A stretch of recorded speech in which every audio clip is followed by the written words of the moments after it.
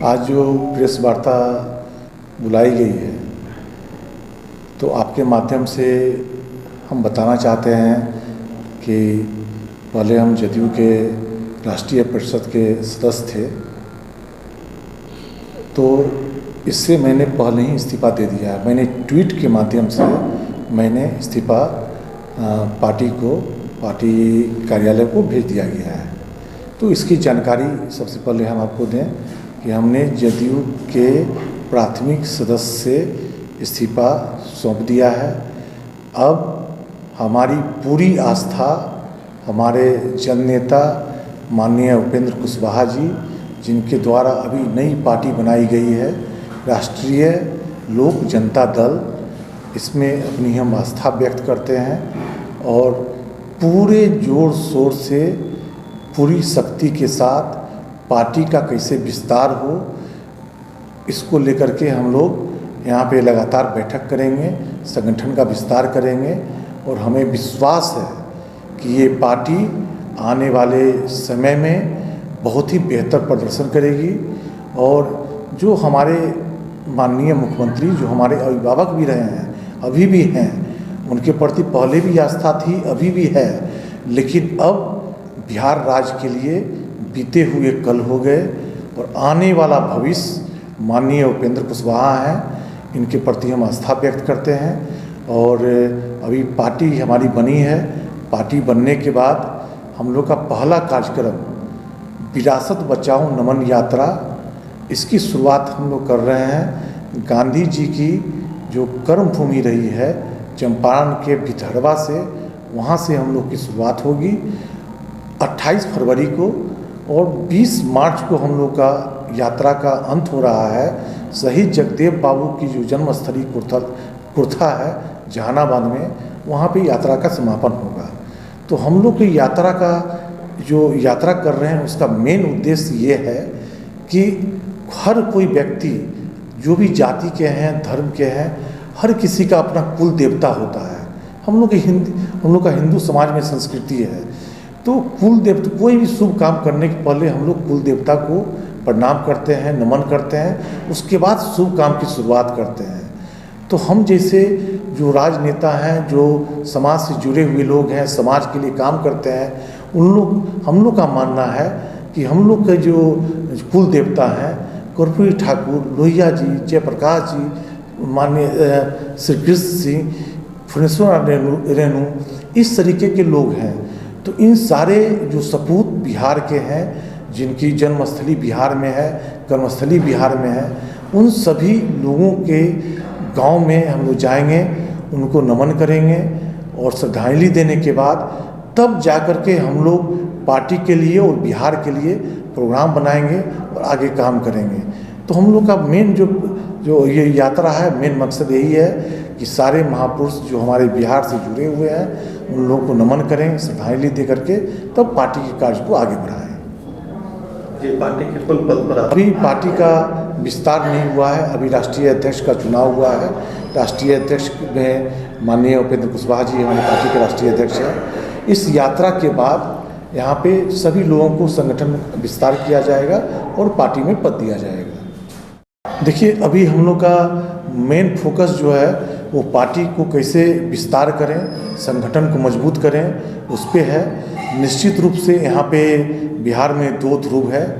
महागठबंधन और एनडीए। हम लोग पहले अभी ध्यान हम लोग का पार्टी विस्तार पे है और गठबंधन में हम लोग का गठबंधन भी होगा और मजबूत से चुनाव भी लड़ेंगे, लेकिन आगे समय आने पे ये सब विस्तृत रूप से जानकारी दी जाएगी। हम जमीन बेचकर राजनीति नहीं करते हैं, आपके नेता के द्वारा कहे शब्दों को आप किस रूप में देते हैं? निश्चित रूप से हमारे नेता जो हैं, इसके पहले आप देख चुके हैं, कई बार वो महत्वपूर्ण पद पे भी रहे,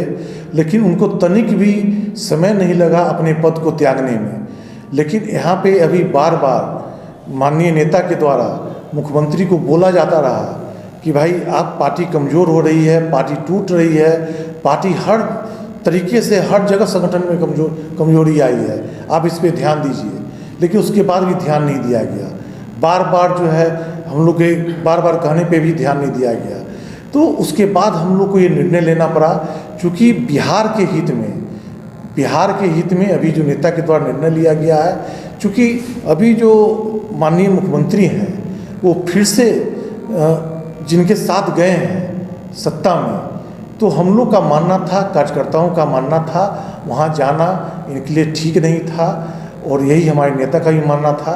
यही कारण है कि बिहार के हित में हम लोग पार्टी का निर्माण किए हैं और गठबंधन भी होगा, और एक ताकत के साथ हम लोग किसी भी हालत में पहले वाला बिहार नहीं, एक बहुत ही उन्नत बिहार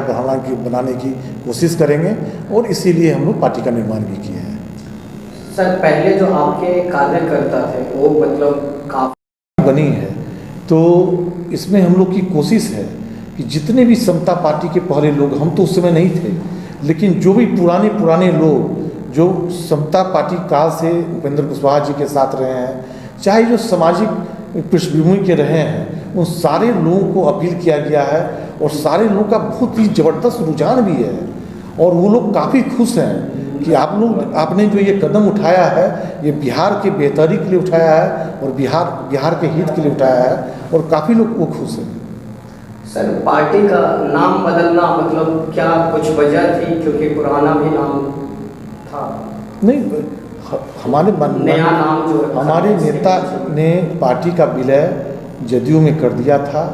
उसमें कोई राजनीति नहीं थी। लोग यहाँ पे भ्रामक प्रचार करते रहे कि ये पार्टी को बचाए हुए हैं, और पार्टी को बचा करके फिर पार्टी जिंदा करने वाले हैं, ऐसी कोई बात नहीं थी। हमने पार्टी का विलय किया, इलेक्शन कमीशन में लिख के दिया था, कोई पार्टी बची हुई नहीं है।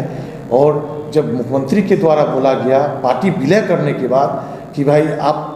जैसे आए थे वैसे चले जाइए, ये हर लोग बिहार के रहने वाले बहुत सारे लोगों को आघात लगा कि भाई आप तो ठीक वही बात हुई ना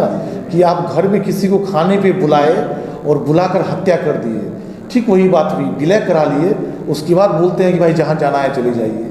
तो इसके कारण हम लोग ने फिर नई पार्टी बनाई, क्योंकि वो तो विलय हो गया, समाप्त हो गया, नई पार्टी बनाई है, और पूरा विश्वास है कि नई पार्टी बहुत ही बिहार के लिए बेहतर काम करेगी, ये पूरा विश्वास है। आप अपना राजनीतिक गुरु का श्रेय किन्हें देना चाहेंगे? निश्चित रूप से हमारे जो राजनीतिक गुरु तो पहले हमारे पिताजी हैं, क्योंकि उनकी राजनीतिक पृष्ठभूमि रही है और बहुत कुछ हमने उनसे सीखा है। ठीक है, उनके जब तक जीवित रहे तब तक हम राजनीति में नहीं थे, लेकिन उनके जीवित काल में हर एक बात को लेकर के हम लोग विस्तृत रूप में चर्चा करते थे, तो हमें पूरी हमारे ब्लड में वो राजनीति है।